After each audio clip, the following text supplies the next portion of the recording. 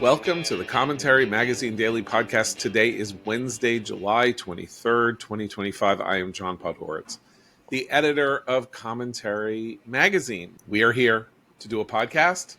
That podcast will include executive editor Abe Greenwald. Hi, Abe. Hi, John. Senior editor Seth Mandel. Hi, Seth. Hi, John. And Washington Commentary columnist Matthew Continetti. Hi, Matt. Hi, John. So we spoke just before we started, and I believe the general rubric of today is a lot of news. And as we know from the modern Major General in the Pirates of Penzance, that includes the square of the hypotenuse. But it is commentary. We're not doing math. A lot of news rhymes with hypotenuse. That was W.S. Gilbert's linguistic and lyrical genius there. And I'm just vamping because I don't know where to start. So we could start with tariffs. We could start with Trump saying Obama's a traitor. We could start with the negotiations with Ghislaine Maxwell and the Deputy Attorney General as she sits in jail. We could talk about Columbia University actually suspending or expelling 80 students in the first really significant moment of punishment for misbehavior regarding the encampments and the criminal and illegal activity on their own campuses, or the fact that there are buildings blowing up all over Iran. A lot of news. May I start with a PSA, with the public service announcement? Yes. Just to give us more time to vamp. We're recording this podcast on the morning of Wednesday, July 23rd, but in the evening hours of July 23rd, we will be recording another podcast, including a reader mailbag. So in between people hearing this podcast and the evening of July 23rd, if they want to send in questions for the mailbag episode, I encourage them to do so. Yeah, you send that to send in any of your questions on Ozzy Osbourne by tonight. Well, Abe has something to say about Ozzy Osbourne. But I do want to say that email address is podcast@commentary.org. That's podcast@commentary.org. And yeah, you'll have until around 7:30 p.m. Eastern to send in those questions. Abe, just to continue vamping, I believe you discovered some exciting news about Ozzy Osbourne, who did die yesterday at the age of 76. And I'm not a fan of the Ozzy Osbourne musical oeuvre. And I was kind of horrified at the Ozzy Osbourne reality show explosion of 20 years ago. But Abe, exciting news about Ozzy Osbourne. Well, I was a huge Black Sabbath fan, but I'm guessing you're referring to my tweet. Yes. Yeah. Oh, I knew this. I didn't. So he and his wife were very good on Israel and supporters, and didn't abide the boycott, and would play Israel, and so I'm so happy to hear that, because even though I'm not the biggest fan of his music, I found that reality show totally entertaining, and him and his wife completely charming. I thought it was one of the few reality shows that kind of affirmed family values, even though he's so associated with the occult and death metal, Well, so clearly they were all close. I mean, they were close, and they had a sense of humor, and I thought he was very charming. I mean, it was funny the degree to which he was like a kind of Walking Dead person through this bumbling this kind of like sitcom family, right, with the three kids. And then every now and then he would sort of wander in and say, "What are you doing there?" And then kind of wander out while Sharon, his wife, nay Sharon Levy, I guess, which we should probably point out that there you go, was the matriarch and ruled the roost, and it did, of course. It was not only a key moment in the reality TV takeover of pop culture, but also the fact that reality TV had a weird conservative valence to it. That who had a more, even though they were very rich, obviously, who had a more bourgeois, middle class life existence, as seen on MTV, than the guy who bit the necks of live chickens on And stage bats. and bats Well, 30 years ago. the Was that show him? Did he and do the the show live was chickens, really or was that somebody else? Oh, He maybe bit Alice Cooper. bats. Maybe Alice Alice Cooper Cooper did did the the bats. chicken. Sorry. Also, By the way, by the way, just to point Alice out, Cooper, Alice Cooper, yes, Alice Cooper, one of the nicest, most normal, most well-adjusted people you will ever meet. I interviewed him early in my career, and he is so normal and kind and yeah, engaging and funny. that's what But everybody the says. Osborne, Except yeah, if you're a he's chicken. If except you're if a you're a chicken, chicken. Watch if out. you're a chicken, the man is a genocider. It's that Listen, simple. as the grandson of a chicken farmer, I understand. Okay, I you do. understand where You it's coming. think Yeah, chickens deserve whatever they get? Yeah. But Okay, the fair enough. Osborne show, what was great about the Osborne show was really it was Sharon's show, right? Yeah. I mean, it was in a very big way Sharon's coming out as a pop culture figure. That was really, I think, surprising to a lot of people and a very interesting development. It was So, really her show, and just, she's maintained that yeah. persona Yeah. in a nice way. But I just want to point out, as a journalist, I always think in threes because you need three examples to write an article.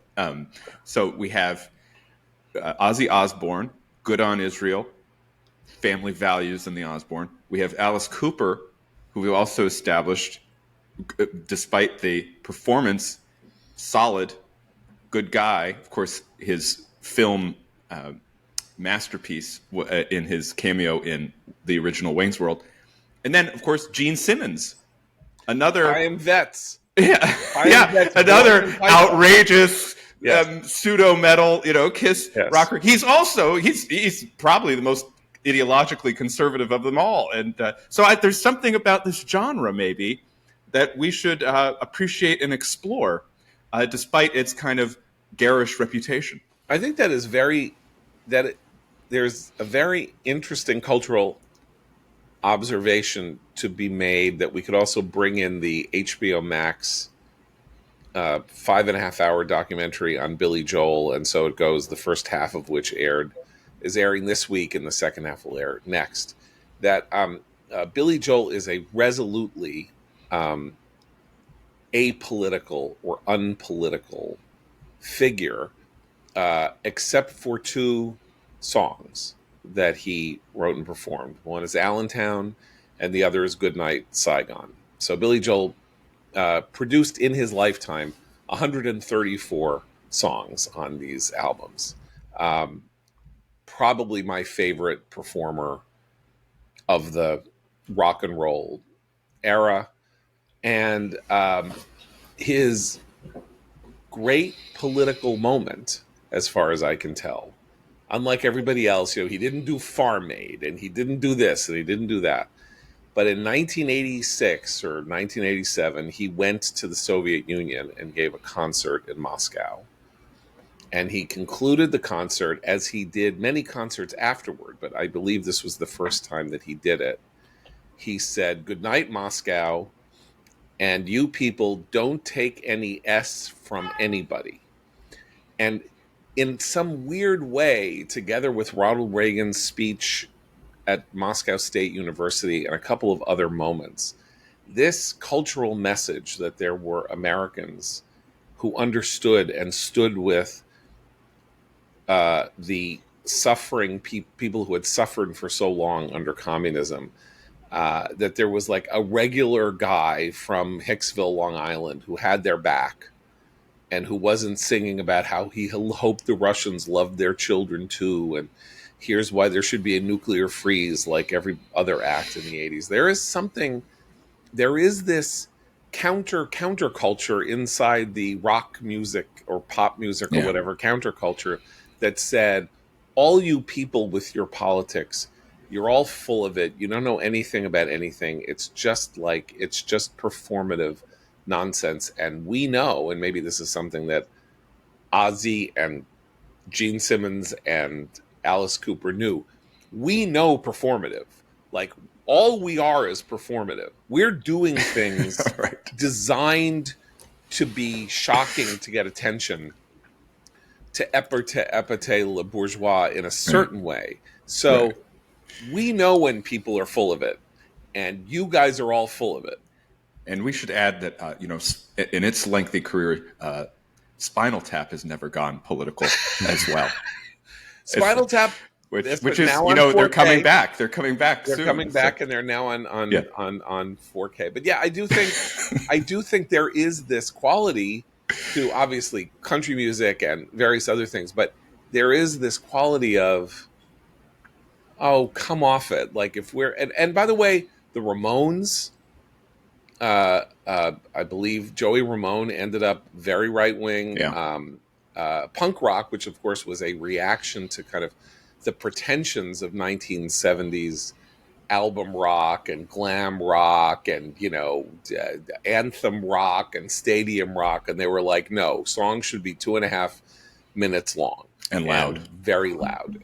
Like there is this, And that's what Cut was the his real crap. name? Jeff Hyman, Jeffrey Hyman. Yeah.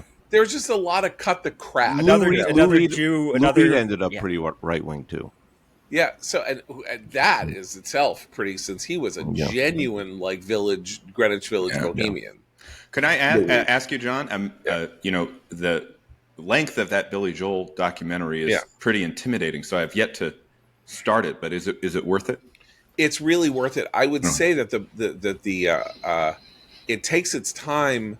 What's interesting about the way it works is that it kind of starts with his starting about how he builds his career, and there's a story there that though I know his work intimately, there's a story about his sort of building up to bands before he became a solo act as a teenager that I didn't really know. So it's pretty interesting in his life on Long Island, but it really opens up when it starts talking about his family life, his marriage, and the things that he did that maybe explain why, despite his unprecedented success, he always seemed like a very, very unhappy person. And that's his first marriage. It's his first marriage. Before Christy Brinkley. The marriage to the woman who made who figured out how to make him a superstar. Interesting. And who walked away from him because he was in the early 80s, like basically doing things to try to kill himself with drugs and alcohol and riding motorcycles recklessly. And she basically said, I can't stand here and watch this. I have a son. How she has a son and how they got together is also part of this kind of, what would you call it? It's a slightly sort of like depressing, operatic, suburban story of, like an inarticulate guy who doesn't even know how to make a elementary relationship, something like that. Anyway. What you mean? You mean his first marriage? You're talking? Yeah. Because his first marriage. Not that I want to spoil it, but he married his best friend. Don't spoil okay. it. Sorry. Okay. It's like I mean, it's not spoiling. It's like it's kind of a a crazy suburban soap opera. Yeah. And the thing is that it's so much later. Like everything that happened that you see in the first part, it's almost half a century later. And everybody's anger has cooled.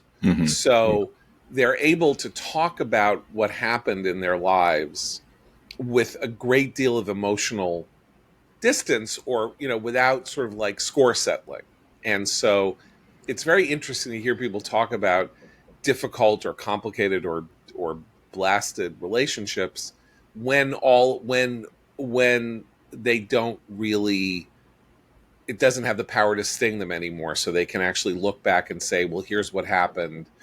Here's how we did this. Here's how we did that. And not say, you know what's really great about the, I love, the first half of the first episode of the documentary. There's a lot of really great things about it, I think, but, also all the music really tracks with his life. All the albums, what he was singing about, where he was, who he was singing about. Yeah. It's kind of, so it's this, you get both at the same time. You get the life and the career and the music, and they dovetail throughout. So it's not. Also, it reminds me, though, I found it very boring. There's one thing that does remind me of the endless Peter Jackson 6-hour recut version of the documentary Let It Be called Get Back, which was on Disney Plus, I think. Which I found excruciatingly boring for the most part. But Joel has in common with Paul McCartney, who praises him on this in this documentary and says that the one song he can think of that he wishes he had written is "Just the Way You Are," which I found pretty interesting. Yeah. That there are these moments in the Peter Jackson documentary where you literally see Paul McCartney incept the song "Get Back" with a guitar in his hand, frustrated because they're not getting anywhere. And he just sits there and he starts violently strumming this guitar, and out of this moment emerges this song. And looking at Billy Joel playing piano at various moments in this documentary, and of course not a lot of people were playing piano as the leads, as solo performers, as pop or rock musicians, but he's a virtuoso. And he was a virtuoso as a kid, and he describes how he was able to go see classical concerts and then come home and duplicate what he had heard, Mozart, Bach, by ear at his rickety spinet in his house in Hicksville, Long Island, and recreate what he had heard. And you see these moments of him just slamming his hands on the piano, but this amazing sound coming out of them. And you're like, I don't know if the word genius is right. Like, the word genius is thrown around too much, but when you see somebody that God has clearly gifted with abilities that you really don't possess and that very few people possess, and you see it like right in front of you, it is kind of awe-inspiring. And it has that quality of, even if you don't particularly like Billy Joel, which I can't understand how anyone any not human like being Billy could Joel. not. Yeah. But even if you didn't, you would have to kind of sit there and go, geez, like, how did this happen? You know, where did this come from? This guy otherwise is not particularly articulate. He's not particularly. He seems very sort of introverted and socially uncomfortable, and yet incredibly ambitious, incredibly hardworking, and just like has been touched by the angels. So anyway, it's very well worth watching. And so we've now done our recommendation of a verse. Now we're 20 minutes into the show. Yeah. Now we can actually all this news we have to talk everything. about that we really don't want to talk about. I have two pieces of good news. We can start with the good news. Start with the good news. Columbia expels or suspends 80 students for the protests in May, where they locked down much of the campus, having been given explicit instructions by the university administration on things that they could and could not do, what they could and could not block. They couldn't wear masks. There were various other things. And these 80 students who were arrested violated the very clear set of rules that Columbia had laid out. So Columbia is full of this, we're doing this, we're doing that to do this, we're doing the other thing, and talk a little about Harvard in a minute. But the fact that they've pulled the trigger and said that these suspensions will last from 1 to 3 years. So if you suspend an undergraduate or a graduate student for 3 years, that's saying go find something else to do, because like you're not going to graduate from here until you're 27 or 31 or something like that. But it is a real thing, and it is in some ways much more important than issuing a paper that says, yes, we're going to abide by the IHRA definition of anti-Semitism as we go forward and all of that. That is, don't do this anymore. We have established the precedent in which if you come to our campus beginning in September and screw around, we're throwing you out. So they are reestablishing deterrence. Just two comments on the Columbia story. Yeah. I think my publication that I founded, the Washington Free Beacon, edited by Eliana Johnson, has just been miles ahead of everybody on Columbia and on Harvard. As even the former editor Yeah. of the New York Times, Right. Joel Abramson. and the tormentor of Clarence Thomas, Yes. and She an observed that last unthinking liberal, week. right, published a Yeah. piece in the Boston Globe saying the Washington Free Beacon is doing the kind of journalism that nobody else in America is doing. Right. It is taking institutions down, which is one of the jobs that journalism is supposed to do, is expose corrupt institutions Right. and do something about what they're So, up to. so the Beacon had this story about the expulsions or suspensions this morning. A couple of things. First was it pointed out that Columbia has suspended folks for violating the student conduct and the law in the past, only to kind of reverse themselves quietly. So it's worth paying attention to whether these suspensions and punishments hold. The second thing is this announcement should be viewed in the context of the Beacon's reporting about a potential settlement between the Trump administration and Columbia University. The Beacon almost exclusively has been reporting about these negotiations, and from the point of view that they might want to be wary of any settlement because it might not get to the structural problems at Columbia if the Trump administration and the university simply agree for a few changes and then this $200 million fine, which is what that the Beacon has been reporting. So this may be a prelude to a settlement that we should be following as well. And the final thing is that Columbia's most famous student, unfortunately, Mahmoud Khalil, was in Washington, D.C. yesterday, where he met with Bernie Sanders, which was just wonderful. And then he went on CNN and asked by Pamela Brown if he condemned Hamas. Mahmoud Khalil waxed indignant at even being asked the question, didn't answer the question, and instead did what he does best, which is slander and libel the state of Israel.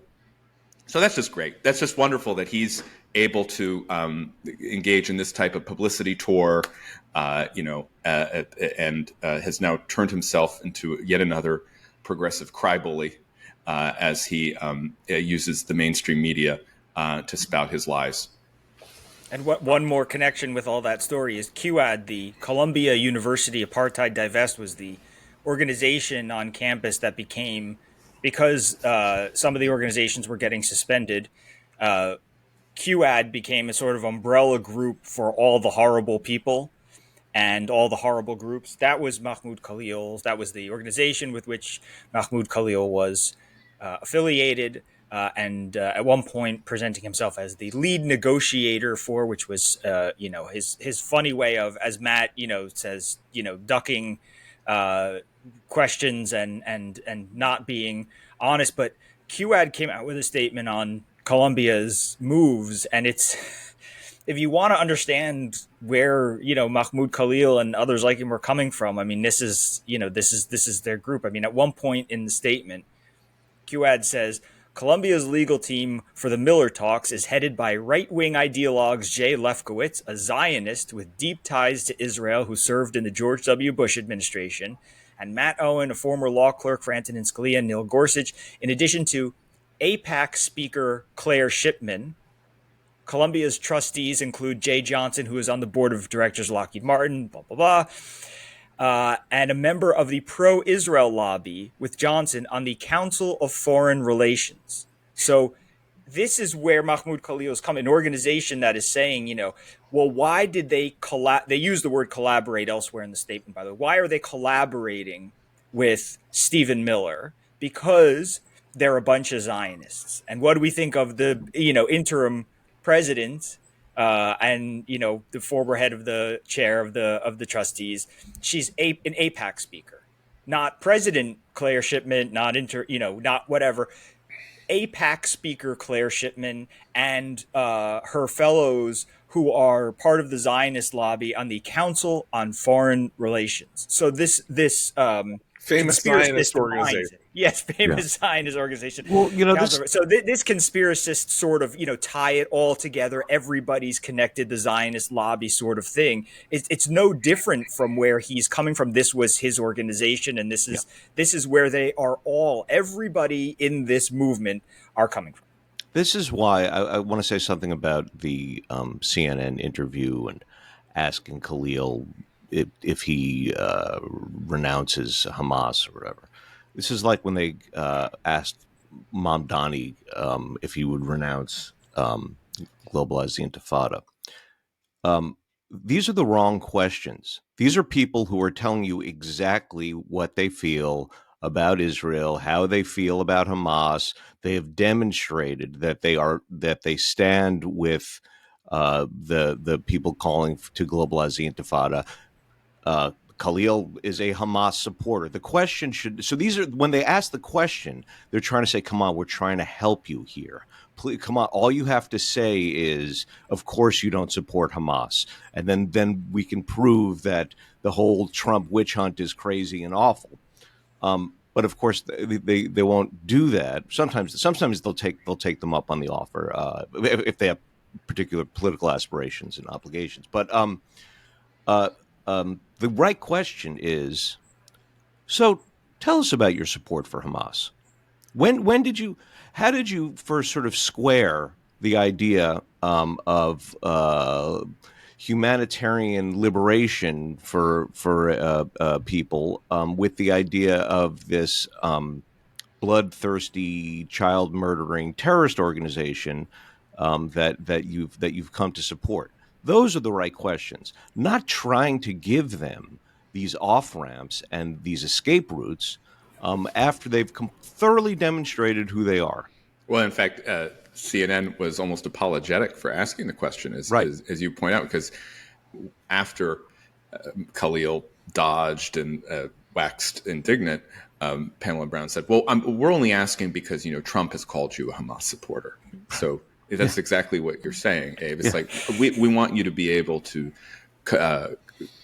confront Trump and to rebut Trump, which of course he didn't do because he is a Hamas supporter. Yeah, I mean the organization that Seth's talking about, they mourned the death of Sinwar and of others, and like this. They're all on the record as being exactly what they're accused of being. Someone has They're on the record, right? Exactly. I love the way, Abe, that you put that, though, because it reminded me just of that. My kids discovered that if you say to Alexa, Simon says, then whatever you say after Simon says, Alexa will simply repeat. So they like to get Alexa to insult herself by saying, Alexa, Simon says, I'm an idiot, whatever. Right. But that's what you're describing. That's what it made me think of, was the CNN interview was, Mahmoud, Simon says, I don't support Hamas. Exactly. So someone dug up a group chat from October 8th, 2023. The headline on the group chat is SIPA MENA. So SIPA is SIPA is the International Relations Graduate School. Yeah. At Columbia, and MENA is the Middle Eastern, Near Eastern department. Yeah, Middle Eastern and North Africa. Middle Eastern and North Africa. So either this is the MENA part of SIPA, or it's some separate thing. But so it's not official, but it's basically students or people involved in SIPA and MENA. And this is, again, the day after the Hamas raid on the kibbutzim and the Gaza envelope. And by the way, at that time, on October 8th, there were still thousands of Gazans, violent Gazans, inside Israel who were being hunted down. This is a part of the story that has not really been told, because it's but Israel basically was not pacified after the you get this idea that the hostages were sort of driven into Gaza and that was the end. And in fact, it took 72 hours for Israel to declare that it was again safe to sort of like go outside your house if you lived 30 miles south of Tel Aviv. And so it was still going on. Essentially, this battle inside Israel was still going on, and so they had this kind of classic chat group dorm room discussion. And somebody, it's not clear who, in this chat asks of another person in the chat, "I ask you a simple question: would you support a Mizrahi Jew from Iraq returning to his native homeland and committing violence on those who removed him from his home?" So this is a scenario that doesn't really quite fit, but the idea is, okay, Jews were expelled from Iraq and from most Arab lands, or all Arab lands, after 1948. Supposing they got their houses back, and they went back, and then they just started killing people who had given their houses back. So the analogy is theoretically to Israel retrocessing Gaza to the Palestinians and disengaging in 2005. And Mahmoud Khalil's answer on this group chat is yes, if they don't give them their land back. So Mahmoud Khalil on the 8th of October supported the 7th of October, was a supporter of October 7th. He is therefore a supporter of terrorism and violence against a democratic society, and he should be deported from the United States on the grounds that we have public evidence that Mahmoud Khalil would support violence against civilians were he in a position to do so, if they somehow were not doing things that he thought were in the interest of his desiderata. And one of the most famous Jews in America, Bernie Sanders, snapped a photo of him embracing Mahmoud with Sanders' arm around Mahmoud Khalil's shoulders, and just a disgraceful image of the state of the progressive wing inside the Democratic Party and the Democratic Party at large. And the structure of that conversation, by the way, that you mentioned, John, we only have the snippet, but it's clearly worded as a follow-up. In other words, you who support what Hamas is doing right now as we speak, would you also support it if it were the Jews going back to Iraq? And the answer was yes. So although, we don't have that first part of the conversation, the flow of the conversation is very obviously Mahmoud Khalil having established himself as a defender of what was happening inside Israel. And this is not just theoretical. In other words, people come here and get visas to come here, and he is here on a visa that was retracted and that some judge has now decided should not have been retracted because he's married to an American. Whatever is the reason that I can't entirely discern. But promises are made on the documents that are signed when people come to the United States as legal visitors, like, will you engage in violence? Do you believe in violence? I mean, I don't even know what the questions are because I've never had to go through such a process myself. I am sure that he is in violation of the legal documents that he signed that gave him entry into the United States, and I continue not entirely to understand the fact that he is on the loose. That is to say, he was freed from from ICE captivity. Why that means he wasn't immediately deported has something to do with some judge's order that we'll see where this goes. But I will note, and not to be too sentimental, but rather than being with his young child, about whom we were supposed to cry bitter tears that he was not permitted to be present with his wife when his first child was delivered after his arrest, and the fact that he was kept in Louisiana and far away from her, where she could come and visit him, and he could see his baby through the glass and all of that. As far as I can tell, he spends no time with that baby because he is too busy going around politicking. So I don't want to hear about baby Khalil anymore. Like that, enough already. That baby is a prop. That baby is largely probably was a known, the creation of that child was a political act in and of itself to complicate the very question of whether or not he would be permitted to stay in the United States. And I don't want to hear it. I don't want to hear it. I don't want to hear it. And here's something else I just want to tell you before we move on about the person that he supported, Yahya Sinwar. Our friend Amit Segal, in his It's Noon in Israel newsletter, reveals the following, just to give you a sense of what is going on in Israel and in Gaza, and how life for Gazans, however difficult it might be, is simply not that difficult for the elite of Gaza. And here is the item. While much of the world condemns plans for Gazans to voluntarily emigrate, Yahya Sinwar's wife has already done so, and even remarried. That's according to a scoop by Yediot Achronot's Einhav Halabi, who quoted a Gazan official claiming that Samar Abu Zamer is now in Turkey with her children. How did she do it? According to the official, she left through the Rafah crossing with another Gazan woman's passport.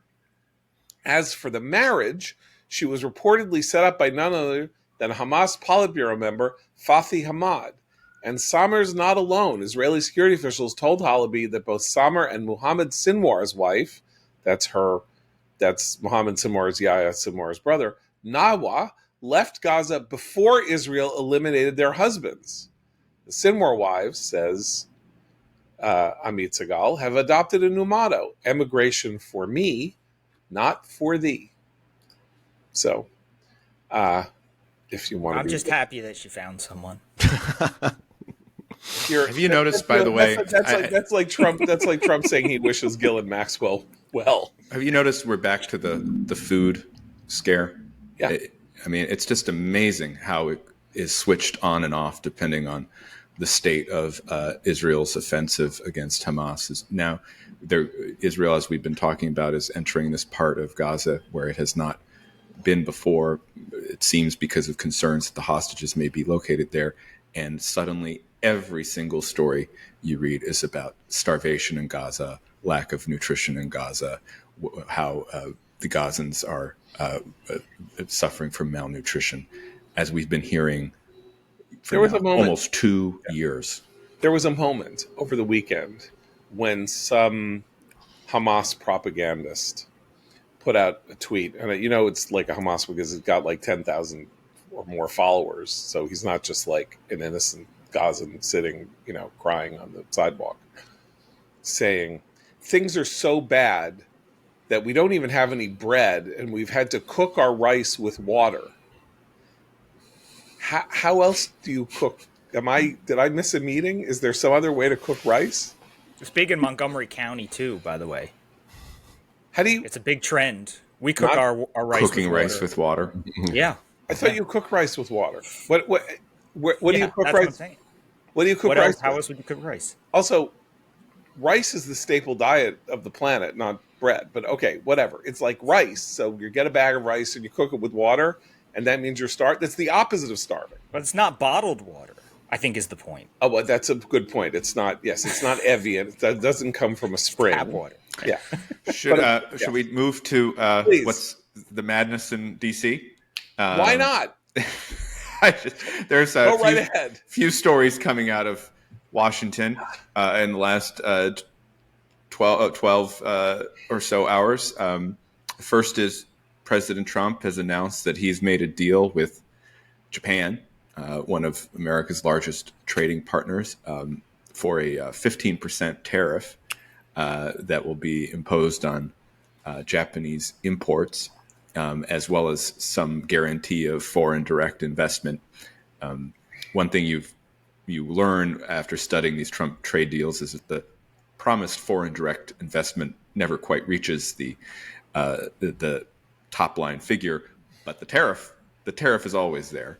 And in this case, I think the tariff at 15% was welcomed by both sides, and it shows that Trump is making progress in reaching some of these deals ahead of the the now August 1st deadline, which could be extended down the road as well. And then the bigger story, or at least what everyone is beginning the day talking about, is that President Trump accused former President Barack Obama of treason yesterday. Just another day in Washington during a press availability with the president of the Philippines, who has a fantastic nickname. They all do. All the Philippine politicians. Just, I met in the 80s. I met a guy named Joker Arroyo. Well, he's Joker. Bong Bong, isn't he? Yeah, Bong Bong Marcos. Bong Bong. Bong But Bong. Joker Arroyo, it's amazing. Well, I like Bong Bong because it reminds me of Bam Bam.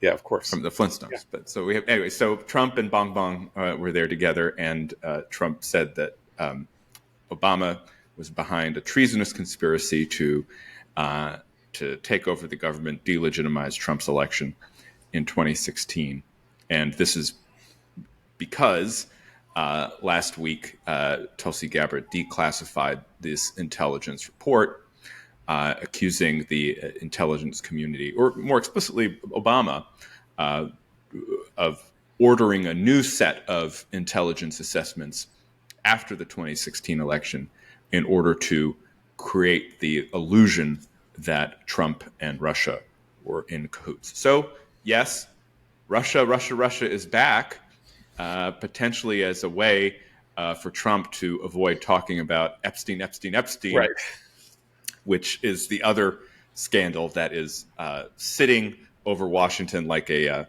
high pressure air system right now. I just would say one thing about this. I,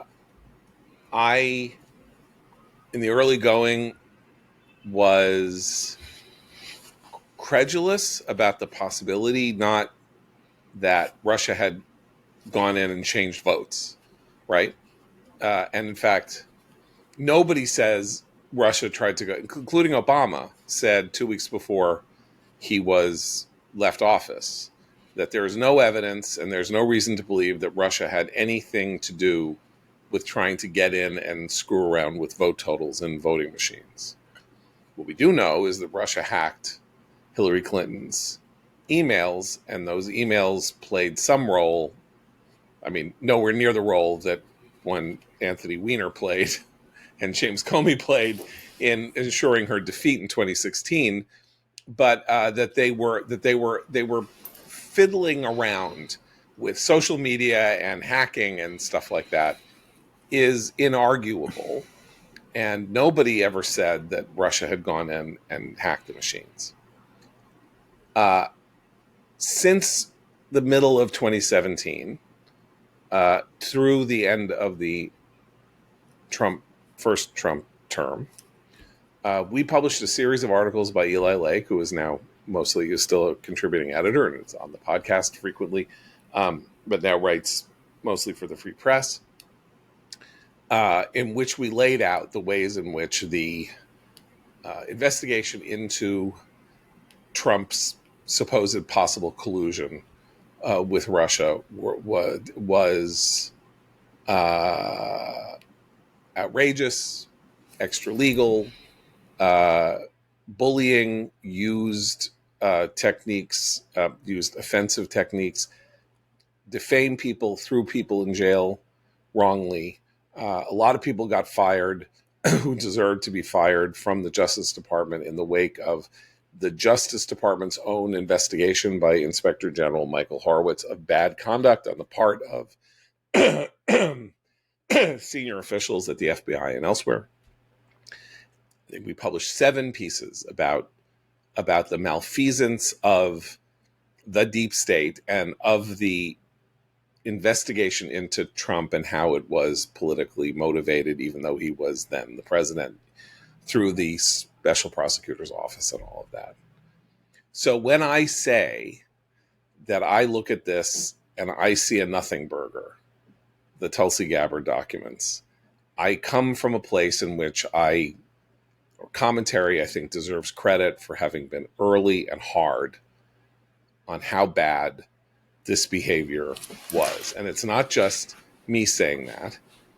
Eli, in a piece in the Free Press yesterday, quotes Andrew C. McCarthy, perhaps, who is not known as a blushing violet, like actually called for Obama's impeachment impeachment on other grounds in his during second his term, presidency, and wrote a book called "Ball of Collusion" about the Russia right, pseudo scandal. about the hoax, the scam. Yeah, But none of these documents that are supposedly new say anything new, and that's fine because you can resurface old controversies and try to make them fresh again.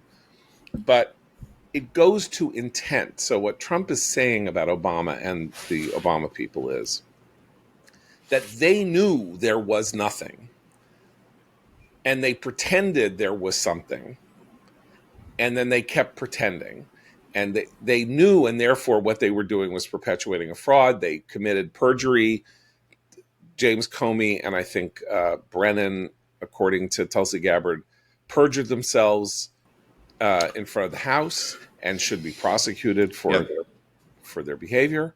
That's also the CIA has referred Comey and Brennan Right. Yes. for investigation. That happened days before Gabbard's referral over this latest document batch. Okay.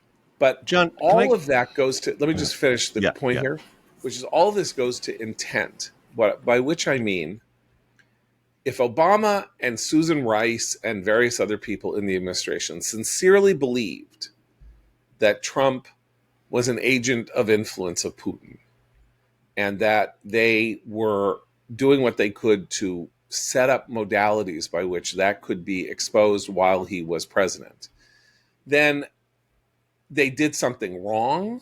They did something offensive. They did something disgraceful in many ways. But they didn't do something criminal because they believed that it was true.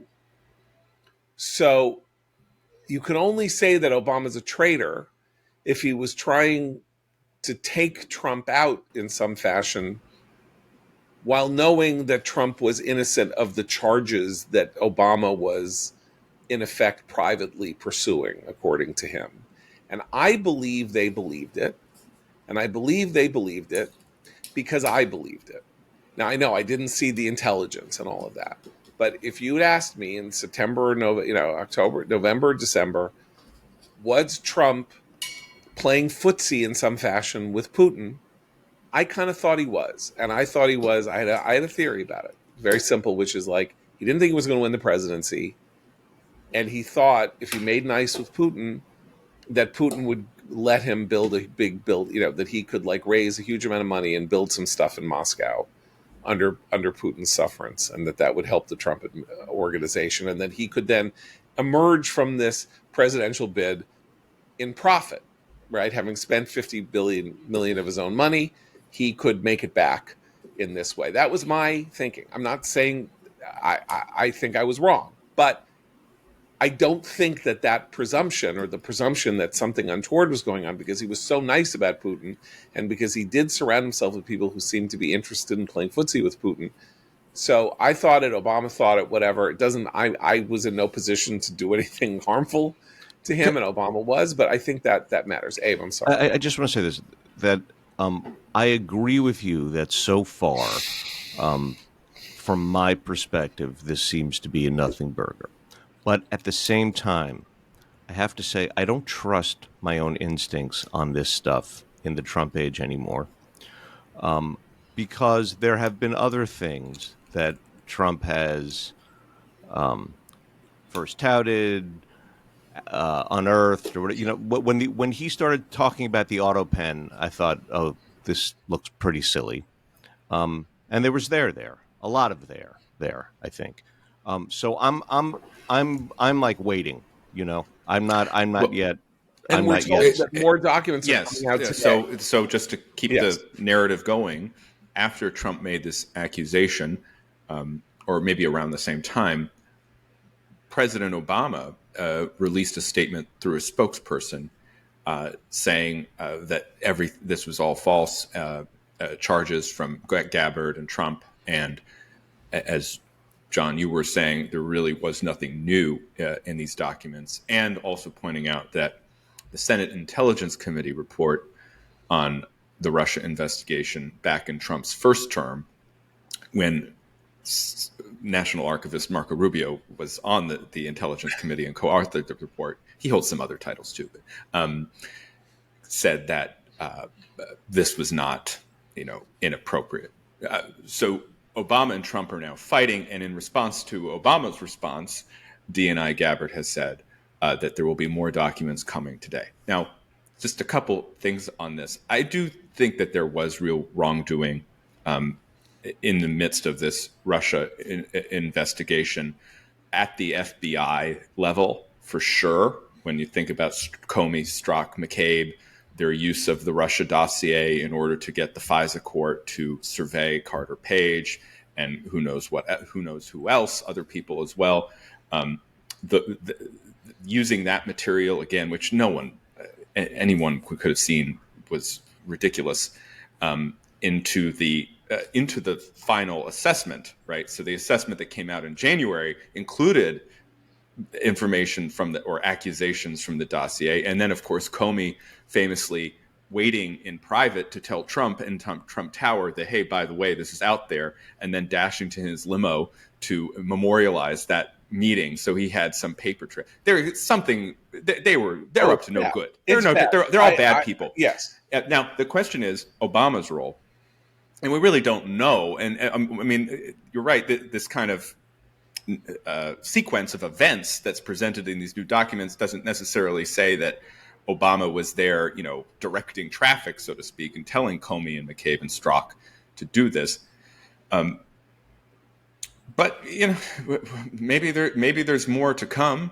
Right. Like okay, Abe so says, you and Abe are on the same page. And there's the one thing that I will say that has never been totally explained is National Security Advisor under for Obama, Susan Rice, right, did authorize right, the wiretapping of her successor, right, Michael Flynn, on the grounds that she was suspicious that something bad was going on. Or maybe it wasn't of him, it was that they were focusing in on the communications between him and the Russian ambassador in Washington.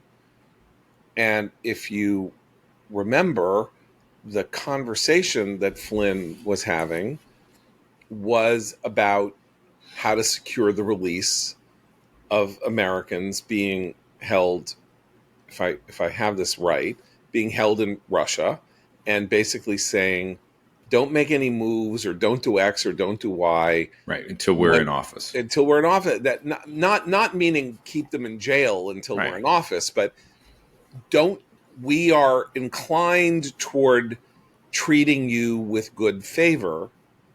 Don't do anything that is going to make that hard for us by mistreating the Americans that you are holding captive. And that was part of the assessment that you're talking about, which came out, I believe, on January 4th, and that was leaked.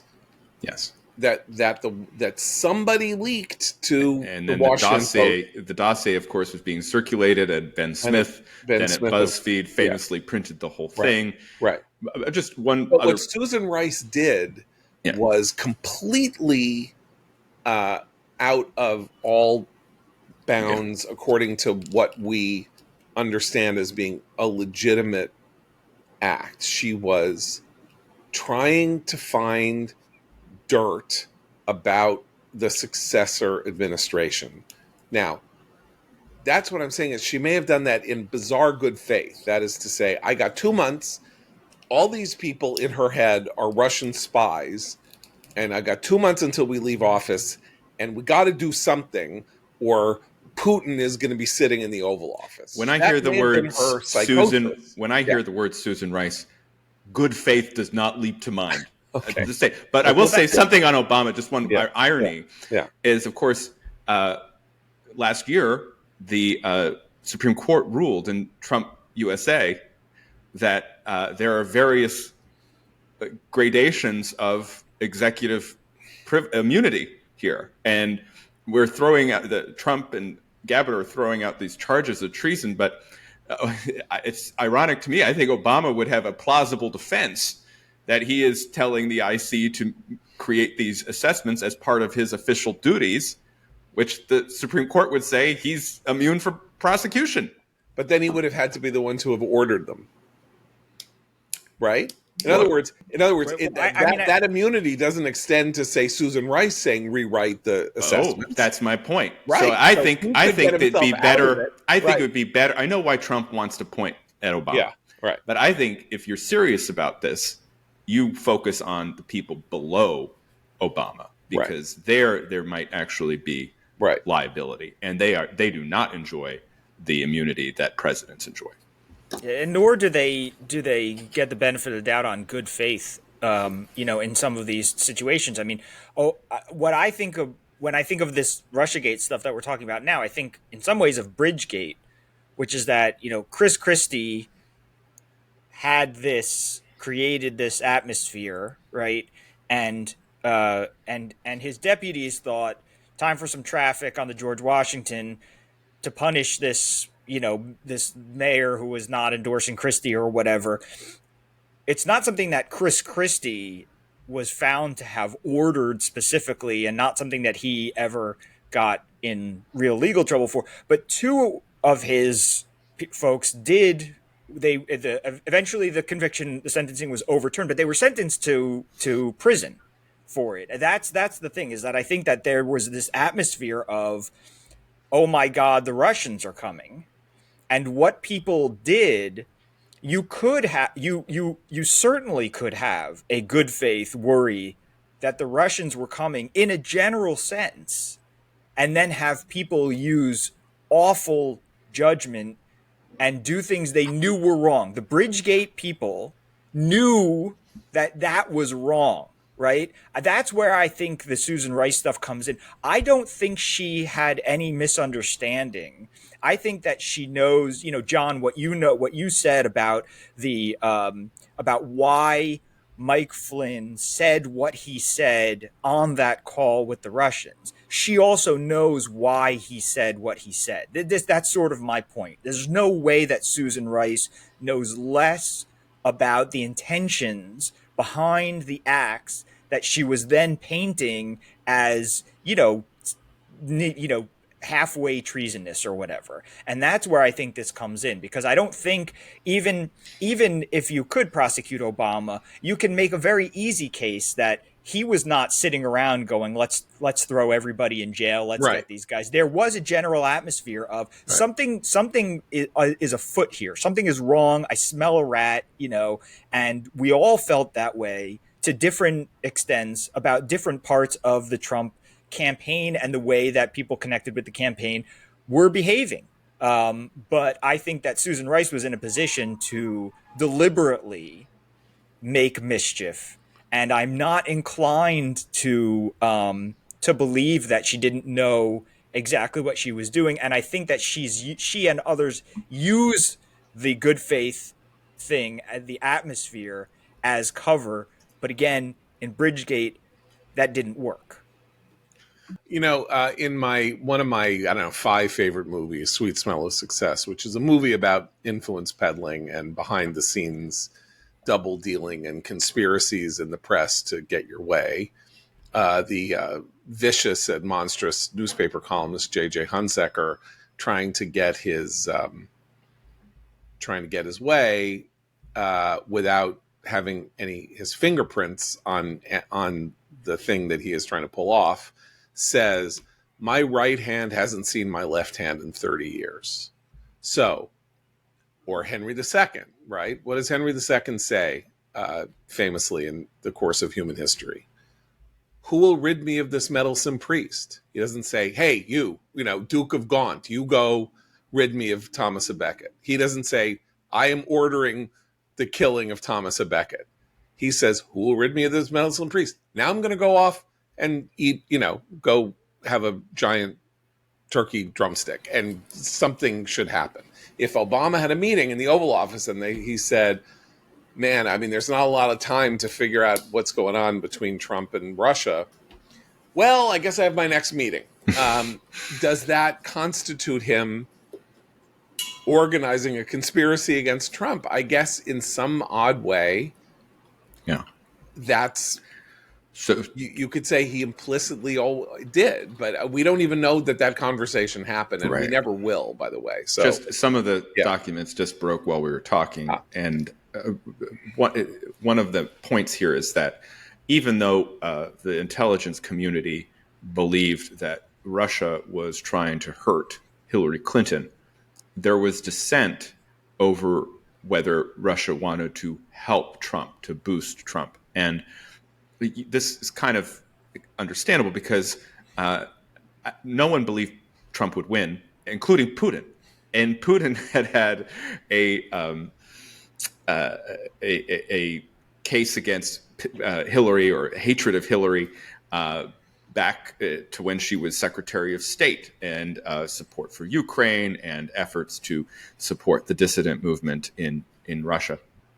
So, and sanctions, right? So he definitely wanted to hurt Hillary. The question was, did he want to help Trump? And what we seem to have is that at first, the intelligence community believed, no, it was more about Hillary, not Trump. And then in January, suddenly became, oh no, he wanted to help Trump because he and Trump are in cahoots. And right. That's a shift, and it's So an there were important two, one. right? So there were two assessments. Like the first draft assessment, I think this actually came out before this latest thing, but there was this startlingly illiterate draft assessment, which you can read, which you can barely believe somebody actually sent through the system. We seem to think that illiteracy is a hallmark of the Trump administration, but apparently the second Obama term featured people who could not write English properly saying precisely this, which is that we assess that what Russia was trying to do was sow chaos to the extent possible.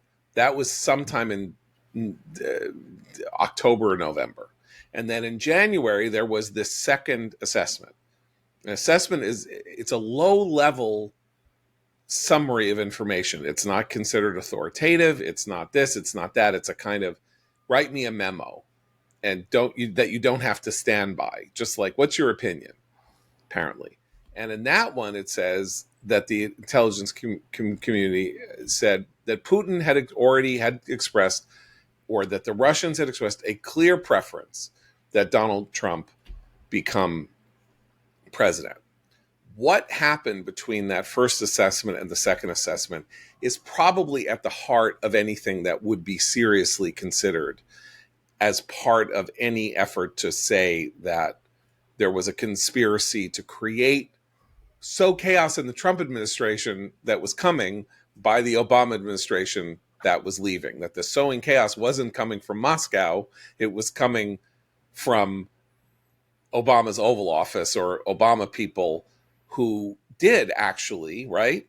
Comey goes to Trump, says, I got bad news for you. There's this word out about you and Flynn and all of this, then goes into his limousine to take contemporaneous notes where he says Trump raged about this and said everyone's always trying to get me and all of that, so that he can have it in hand as these things progress, so that he could then testify to having had a contemporaneous meeting with Trump and what the notes said.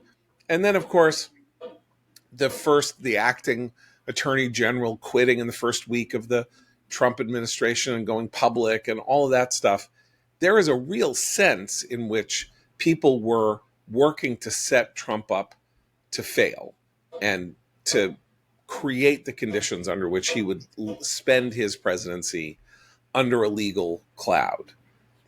That's not necessarily illegal, is the problem, particularly again as it goes to intent, because if they honestly believed that he was a traitorous monster, then as opposed to he's the guy that beat us and we can't stand it and we hate him and let's destroy him, that matters. But how we'll ever get to the bottom of that, I don't really know. You'd have to have Comey saying, I know that Trump isn't colluding with Russia, but I'm going to do this anyway. Like, there's always that conversation that happens in a movie where somebody says, I had to do it. I had to. There was no way to stop him, like go out in that desert where that Comey was the forest, that Comey was wandering around. And if you dig under the tree that he's facing in that famous Twitter photo, there will be a box Yeah. So just to close on this, I had a piece of the Free Press the other day on some lessons to take from all the Epstein's shenanigans over the past couple of weeks, and one of them is, don't overpromise and underdeliver.